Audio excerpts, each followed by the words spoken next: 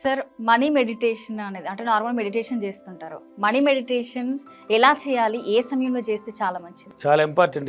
ఈ law of అట్రాక్షన్లో number 1 స్థానాన్ని కలిగింది మనీ మెడిటేషన్. మనీ మెడిటేషన్ ఎందుకు చేయాలంటే మనకి ధ్యానాల్లో ఎన్నో రకాలు ఉన్నాయి. అవును. నేను చెప్పాను గంటల తరబడి ఒక గంట చేసినామంటే సన్యాసి ధ్యానం అయిపోతావు, అంటే పీస్ఫుల్ అయిపోతుంది మైండ్ మొత్తం. ఇప్పుడు చెప్పినంత ముందు మెంటల్గా పిచ్చి పిచ్చిగా ఆలోచనలు వచ్చి మెంటల్ పరంగా డిస్టర్బెన్స్ అయిపోయిన వాళ్ళు చేస్తే ప్రశాంతం అయిపోతుంది. ఒక గంట సేపు డైలీ కానీ ఉదయం నైట్ చేసినాం అనుకో మొత్తాన్ని ప్రశాంతకు తీసుకొచ్చేస్తుంది, నీ మైండ్ కంట్రోల్కి వచ్చేస్తుంది. ఇదంతా మనకి వద్దురా నాయన, ఈ ప్రణలో తిరిగేది, ఊరు కథలు పట్టించుకునేది అన్నీ వదిలేసి హ్యాపీగా ఒక మంచి ప్లేసులకి వెళ్ళిపోదాం. హ్యాపీగా గుడ్లు గోపురాల దగ్గర కూర్చొని ఆనందంగా జీవితం పోరాబోయే మనకి ఈ లోకమే ఈ జీవితం వద్దని వెళ్ళిపోతారు. ఆ జీవితం మనకొద్దు. మనీ మెడిటేషన్ అంటే ధ్యానం, డబ్బుకు సంబంధించిన ధ్యానం చేయాలి. డబ్బు ధ్యానం అంటే ఈ అన్ని చేతులు ఇలా కలిపి ఇలా చూడండి, ఇలా కలిపేసి ఇలా కూర్చోవడమే. ఇలా కూర్చుంటే దాన్నే మనీ మెడిటేషన్ అంటారు. అంటే అన్ని చేతులు కలిపేసినావు, అన్ని ధ్యానాలను ఒక ధ్యానం చేస్తున్నావు. అన్నిటిని కలిపి కూర్చోవడం వల్ల కూర్చొని ఒక 21 నిమిషాలు కూర్చోవాలి. మీకు ఏం కావాలి కొంచెం కూర్చున్న వెంటనే మొత్తం చీకట్లో కూర్చోవాలి, ఒక క్రమ పద్ధతిలో కూర్చోవాలి. డైలీ ధ్యానం అనేది ఏంటంటే ఈరోజు 4 గంటలకు చేసినాను సార్, నేను రేపు మా అత్తగారి ఫంక్షన్ ఉంది సార్, ఆడికి పోయినాను సార్, అందువల్ల చేయలేకపోయినాను సార్, ఇంకా కాల్సి వస్తూ ఉంటే కామెడీగా ఉంటుంది నాకు. ఖాళీగా ఉన్నప్పుడు బలి అంటాను దాన్ని అంతా. ఖాళీ లేనప్పుడు అయ్యా ఇప్పుడు టైం లేదు నాయన, రేపు ఎప్పుడైనా చూద్దాం పెట్టే అంటాను. ఖాళీగా ఉంటే వాళ్ళు చెప్పేది నాకు ఆనందంగా అనిపిస్తుంది. పోయిన అత్తగారు ఏం పెట్టినారు నాయన, మాకు మేక కోసినారు సార్, మటను, మరో రోజు కూడా చేపలు, చికెన్, నాటుకోడి కూడా తిన్నాం సార్. అంతే. ఒకటి కావాలంటే ఒకటి వదిలేసినావు, అది కావాలనుకున్నావు, మేక కూర చికెన్ కావాలన్నావు, దీన్ని వదిలేసి అక్కడికి వెళ్ళిపోయినావు. అవునా సార్ అంటారు. అవునయ్యా, నువ్వు దాన్ని కావాలనుకున్నప్పుడు ఇది పోయిండ్లా, నాకు ఇది కావాలనుకుని అది పోయి ఉంటుంది.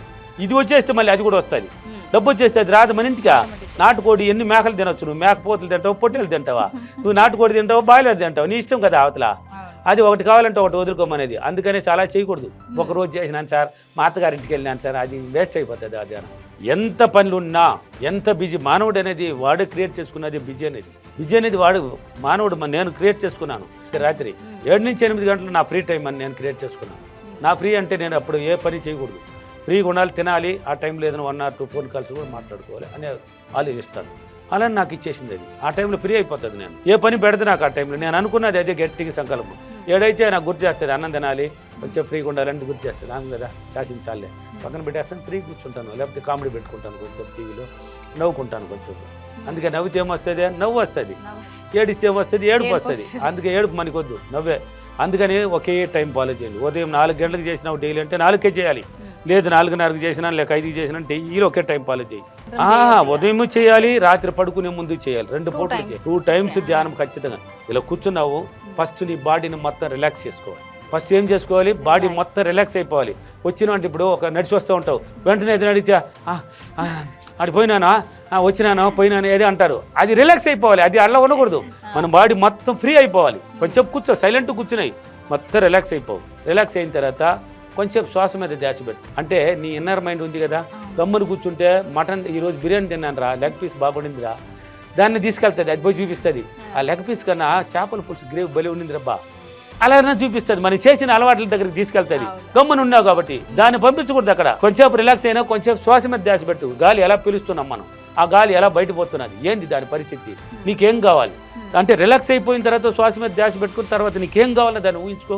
ధ్యానంలో ఏం చేయాలి, మైండ్ని కంట్రోల్కి తెచ్చుకోవాలి. మన మైండ్ ఉండేది దేనికోసం ఊరికి ఆడుకోవడానికి పెట్టింది సృష్టి, వాడుకోవడానికి, దానికి పని పెట్టడానికి. దాన్ని వాడుకో, దాన్ని ఉపయోగించి ఎంతైనా నువ్వు ఏదైనా సాధించుకోవచ్చు. అందుకనేసి అప్పుడు విజువలైజేషన్ చేసుకోవాలి, కలగనాలి. ఎక్కడ ధ్యానంలో నీకేం కావాలి, ఏమేమి ఉన్నాయి, ఏమి లేదు, లేనిది అంతా కూడా ఉన్నట్టు ఊహించు. అలా డైలీ క్రమం తప్పకుండా కానీ ఉదయం నైట్ కానీ ధ్యానం చేస్తే నీకు తెలియకనే ప్రశాంతమైన వాతావరణం ఏర్పడుతుంది. నీకే తెలియదు, అది నీ చుట్టూ ఏర్పడుతుంది. అలా నీ బాడీ ఏదో తెలియని ఒక ఎనర్జీకి వస్తుంది. నీ బాడీలో తెలియని ఒక ఎనర్జీ ఉంటుంది, నీకు తెలియదు అండి. నేను క్లాసుల్లో చూడండి, ఇప్పుడు కూడా ఇప్పుడు ఇక్కడ వీడియోలు చేస్తుంటాను కదా, ఉదయం ఎలా వచ్చానో సాయంత్రం ఇంకా బాగుంటాను, ఇంకా యాక్టివిటీగా ఉంటాను. నాకు అలాంటి ఎనర్జీ వచ్చేస్తుంది. అది ఆ శక్తి ప్రభావం.